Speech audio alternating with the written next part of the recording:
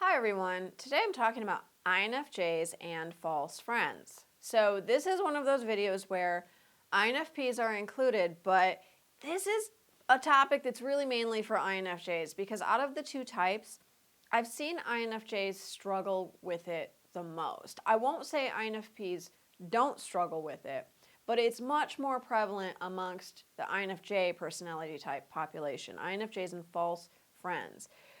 So INFJs have this really weird problem that a lot of the time we don't even know it's a problem, and a lot of the time if we do know it's a problem and we try to explain it to other people, they think we're crazy because other people don't do this. I brought this up in a class a few months ago where I said, how many of you have friends that you don't actually like? And people laughed and people cringed. A lot of people kind of raised their hands or said, how did you know? Or I'd never even really verbalized that I had that problem. But that's a really big problem for INFJ people, is having friends that we don't like. It's a really weird problem. It also ties into a really weird feeling that we have in everyday life, which is simultaneously being smothered by others, where we feel like people want too much from us, people always need us. A lot of people are showing up who need caretaking or who actually want an enabler, right? We tend to attract narcissists. We tend to attract people with really deep psychological issues. We tend to attract people who need a lot of help, sometimes that we are not qualified to give or we don't have the energy to give. So not only do we attract people, and we also feel really smothered by people, but at the same time, we feel lonely. At the same time, we feel like it's very hard for us to share ourselves with other people. Other people don't really see us. Other people don't value us. They don't value our input. A lot of people come to us for advice, but then they don't take the advice, or later they act like the advice never happened. Or they will do the advice, but they act like it's their idea. And when we say, yeah, that's what I told you to do, they're like, I don't know what you're talking about. This stuff is crazy making for INFJs. So we end up in this position where at the same time, we feel smothered and we feel like people are just coming at us, but we also feel very lonely and very isolated. And this happens for a few different reasons. But what happens with the false friend thing is the smothering feeling comes from a lot of people who keep showing up in our lives who we don't really enjoy. We don't really enjoy their presence. This doesn't mean that we are mad at them or we're judging them or we think they're a bad person. And when we talk about this problem in INFJ and INFP groups, the INF person always wants to make it very clear, look, I'm not trying to hate on this person. I understand this person is a whole complex human being. I can see all their different psychological facets. I understand why they're doing what they're doing. I have compassion for them. I genuinely wish them well. However, I don't enjoy their presence. I don't get a whole lot out of our text exchanges. I don't get a whole lot of our phone conversations. When I see them in person, I also find them very draining. I feel like it's mostly about them. I'm almost always just the listener or the counselor. And I don't think that they are sort of trying to take advantage of me in the way a narcissist would. They're not consciously trying to exploit me or manipulate me. They might have, pure motivations, pure intentions, but that doesn't change the fact that I still find them draining. I still find them draining and I feel smothered by them. And I tend to attract these kinds of people. And the INFJ or INF people almost always say, and again, usually it's INFJ people, they'll say, I know this person thinks we're really close friends. In fact, I think this person would say, I'm their best friend. I don't feel that way though. I don't think of this person as a close friend. I don't consider this person my best friend. So it's this really odd dynamic where it's this one-sided BFF relationship where the person thinks we're really close. The person thinks our bond is super tight. The person thinks we're best friends. I don't feel that way. In fact, I wish they would communicate with me less. I wish they would contact me less. I need to see them once every couple months, maybe once a year. They want to see me every week. This is a really common problem for INFJs. And like I said, INFP people as well. And sometimes it's not that severe. Sometimes it's not like the person thinks that they're best friends with the INFJ or INFP, but the person almost always thinks that they are friends with the INFJ or the INFP, that the INFJ or INFP is someone they can count on, someone they can share things with, someone they can confide in. Of course, you can always, pretty much always, confide in an INFJ or an INFP, and rest assured that your secrets are safe and we will support you. But that doesn't mean that we actually feel a deep connection with you.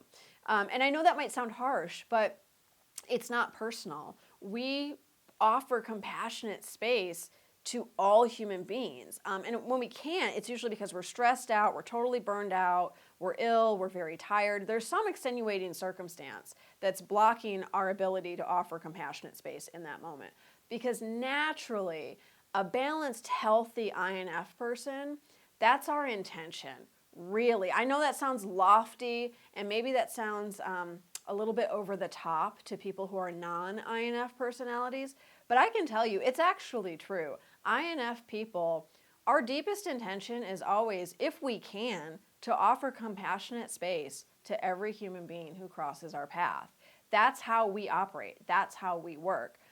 This is also the reason that so many people believe they are friends with us, or they are best friends with us, or they have a deeper bond with us than they actually do. Most of these people are not fellow INF people, so they function differently.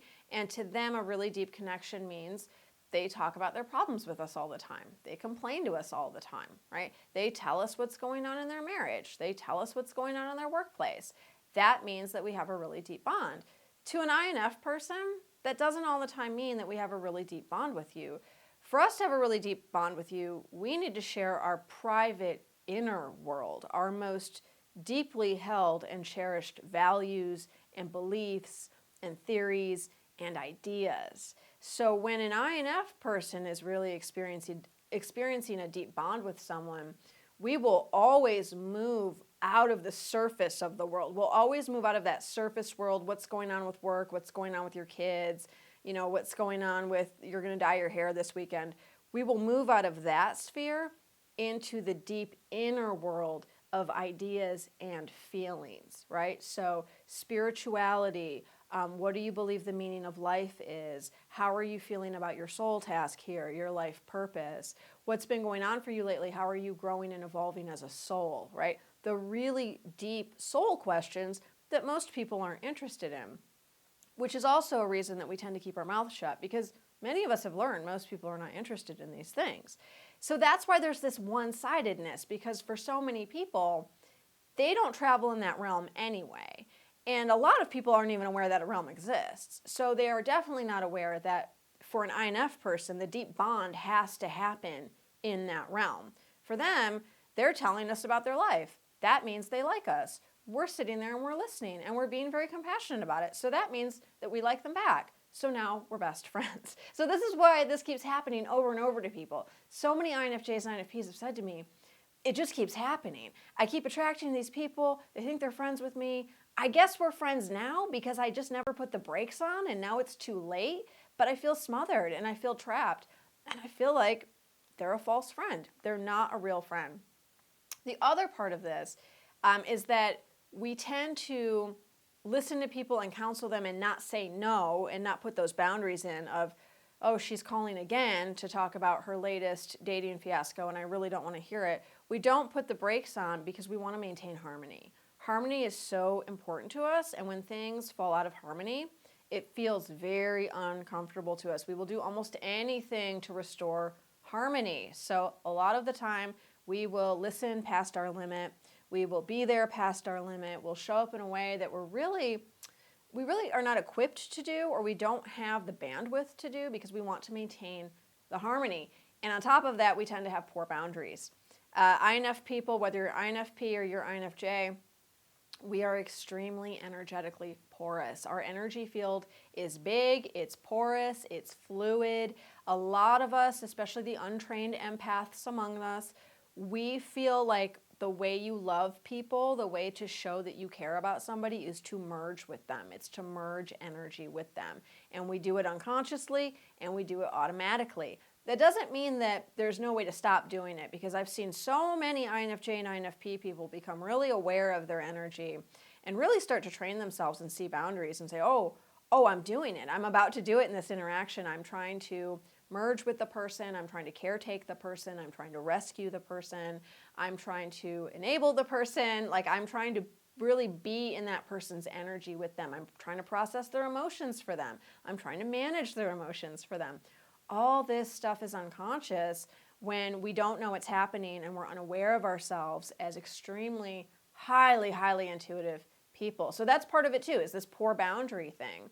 And so usually INFJ and INFP people, we've been doing this all through childhood, adolescence, young adulthood, where we are attracting these people who are friends, but they're not really friends because it's not reciprocal. We're not sharing ourselves.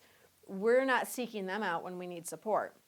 And that's very common. We're the INFJ or the INFP person, we're the first line of defense. Like when someone needs someone, they call us, whether it's our parent or a friend, they get us on the phone. They get us, they're emailing us, like they're getting in contact with us. Here's what happened, walk me through it, hold my hand, help me process these emotions, and we will show up and do that. But then when we are having a crisis, we most often withdraw and retreat, and we don't talk to anybody. We're not reaching out, right? We feel like, well, no one understands us, and I can't count on that same compassionate space holding that I'm able to give other people. No one can return that for me. So I'm going to go in my room under the covers and just hide out for a couple days and go into a dark depression all by myself because that's how I process. So that's really common too. So again, there's that weird dynamic of I feel smothered by everyone else needing support, but no one can offer me support, so I feel very lonely. It's very common for INFJ and INFP personality types. So the solution, what do we do? What do we do to work with this? Because this is a deep problem and it's not going to go away on its own. If you've been watching this video and you're like kind of smacking yourself on the forehead like, oh my God, that's me. I have all these people in my life who think they're my best friend and they're not my best friend and they're really draining to me and I don't even know how to get rid of them at this point. The solution's easier than you think. Stop showing active interest. Stop showing active interest in the problems of others. So what does that mean? That does not mean you become a mean person. That does not mean you make other people feel badly about themselves. It doesn't mean that you become cold or shut down or disconnected. If somebody comes to you with a problem or somebody starts talking to you at a party, you can be polite. You can even be supportive, right? But you keep your energy within your boundaries, right? You don't reach out to them and start caretaking and really getting in there. Oh, and that must have been so hard, and then what happened? Well, you know what I think? You don't start drawing up psychological profiles for them or the boss or the spouse or whoever they're having the problem with, which is so tempting for us. Well, I think you're having this problem with your boss because they sound like this and you sound like this. So your two energies together, that's so easy for us to do. But what happens is it turns into a free therapy session. And then the person's like, wow, that's so insightful. I want to come back to you with another problem and another problem and another, and it never ends. And then we get in the position of, oh my God, this person thinks they're my best friend. They're not my best friend. They're really draining, right? So we have to hold ourselves back from doing that. So we stop showing active interest. So we nod, we smile, we're polite, right? Can even offer an encouraging comment or two. But if you don't feel a genuine connection with that person, if you're not like, God, I really like this person. I could see myself sharing a piece of me with this person. I could see myself opening up to this person. If you're not getting those feelings, you don't need to encourage them with a lot of questions or sitting and like really looking and seeing them and maintaining eye contact and facing towards them and doing all of those little things we do that says, I hear, I care, I'm available, I'm present, I'm listening. We pull back on that. We pull our energy back on that, especially if the person is showing red flags. So they're talking a lot and they're not letting you talk at all, or they're interrupting. They don't seem to have much emotional self-awareness. They're really sharing way too much with you too fast. They seem to have intense negative emotions that they haven't processed, right? So those little alarm bells going off in your mind where you're like, I'm at a party, I'm talking to someone, they're kind of making me uncomfortable, but I also feel really badly for them because I can tell they're struggling. You can feel badly for them. You can send them compassion, but still you're going to pull back your energy and you're not going to show active interest in what's going on with them. You're going to smile, you're going to nod, you're going to slightly turn your body away from theirs, right? And you're going to keep that boundary. So what we're doing is we stop giving away the best part of our energy to other people. That part of you that comes to you so naturally, the listener, the compassionate listener, that part of you that you don't even have to think about. I'm here for you. I'm available. I'm not judging you. You're a human being, and so I'm trying to send you unconditional love and hold compassionate space for you. That part of you that's so, so natural, that's the best part of your energy. And to other people, especially in our society today, in this world that is so confused and full of so much chaos, and people are so frightened, that feels like this juicy, delicious energy, and they want it. And the moment they get a taste of it, they're going to come back, and they're going to come back. So you really have to hold back on that part of yourself and make sure the people that you're giving your very best energy to, they deserve it. They are an actual loved one. They are someone that you want to form a deep bond with. They're someone who can return that for you. It's a reciprocal relationship. So you're seeking out those people who are a full match for you, not just a partial match. And this is another issue. I'll be talking about this a little bit later in the class I'm doing on all of these topics, because always invariably when I talk about this specific topic of the false friends, the INF students will say, but if I don't have the false friends, I won't have any friends. So what happens then, right? I filter these people out, but then I'm totally alone. That's not true. The more you seek out a full match for you with other people, and the more you discard the partial matches, the more ease and abundance will flow in the relationship realm for you. It happens every time, but you have to hold back on giving away the best part of your energy to people who don't really deserve it. I am going to be teaching on this topic and so much more. As usual, there's so much information in my classes. I really struggle when I'm doing these videos to just pull out some of the threads, like the most elemental threads, and talk to people about what am I going to be teaching, because there's just so much. This new class, it's called INFJ and INFP Life, and we are really going to be talking about everything, all facets of INFJ and INFP life. Specifically, one of the big topics, rescuing, is not love or service to the world. That's a big one for INFJs and INFPs. Rescuing is not love, and it's not service to the world.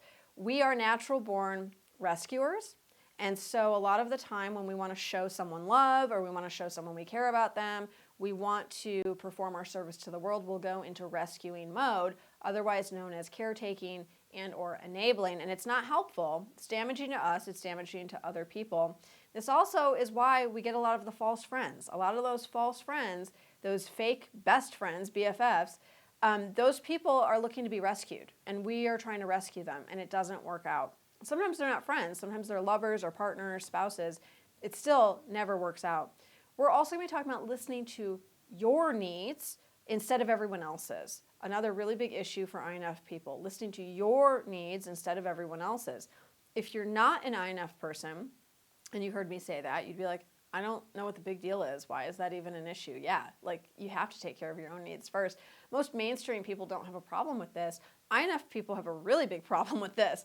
INF people are like, what do you mean listen to my needs first? I've never done that. I don't know how to do that. I didn't know that was allowed. That's why I get a lot of time. I didn't know that was allowed. I can do that. Yes, you can do that. And you need to do that. And we're going to be talking about that in this new class.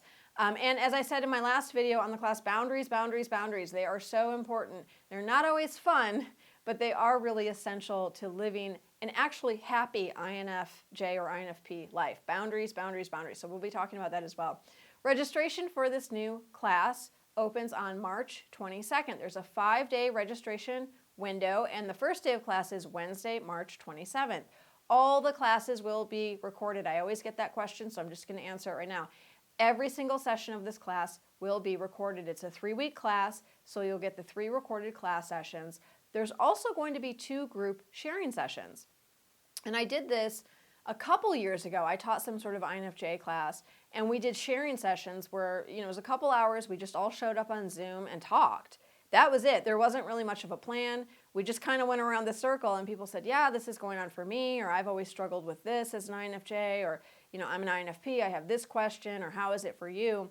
And it was so illuminating, and it was so interesting to hear about other people's experiences, not because they were so different, but because so many people had similar experiences, and people were shocked. They were like, I thought I was the only one who had ever experienced this, and suddenly I'm in a group, with 20 or 50 people, and all of you guys are telling me that you're experiencing this. This is like mind-bending, right? A lot of people at these moments where it was like, my brain just exploded. I can't believe it. I'm not alone. So I'm hoping that we will kind of unfold something like that in this class with these group sharing sessions. I'm really interested to see who shows up. Those will also be recorded. Every single thing in my classes, every single thing I do on Zoom, it's recorded. It's always recorded, and you'll get the recordings the next day, and you have lifetime access to those recordings. So you'll have them forever. You can consume them at leisure. You do not need to show up for this class live. You never need to show up for any of my classes live. In fact, I have quite a few students who never come live, and they purchase every class, and they say, I just have like kind of this archived library, and when I need to, I just go in and I just like pull out a video and I watch it for that week or that month, and I'm good. I don't need to actually participate in the community aspect of it. I just want the information. That's totally fine. If you do want to participate in the community aspect of it, I will say my classes are a lot of fun. We always do a Facebook group. I know people aren't totally keen on Facebook these days. I'm not myself, but the Facebook groups are really fun, and you will meet really wonderful people in this class. So if you're an INFJ or an INFP personality type and you've always felt lonely, you wish you knew more INFJs or more INFPs, this is a really good opportunity to do so. Please send me questions before the class opens, big or small. Lauren@laurensapala.com is my email, or you can drop a comment in the comments below. Please also sign up for my newsletter. That's where I send out all the updates and the notifications on registration is open, registration is about to close, final call, all that good stuff. So please sign up for my newsletter. I also send out a lot of different things, book recommendations, free resources, all sorts of stuff over my newsletter. It's the best way to get a hold of me, and it's the best way to stay in the loop with all of my offerings. So please sign up for my newsletter. That's also in the comments below. All right, everyone, I hope I see you in this new class. Thanks so much for tuning in today. I'll see you next time.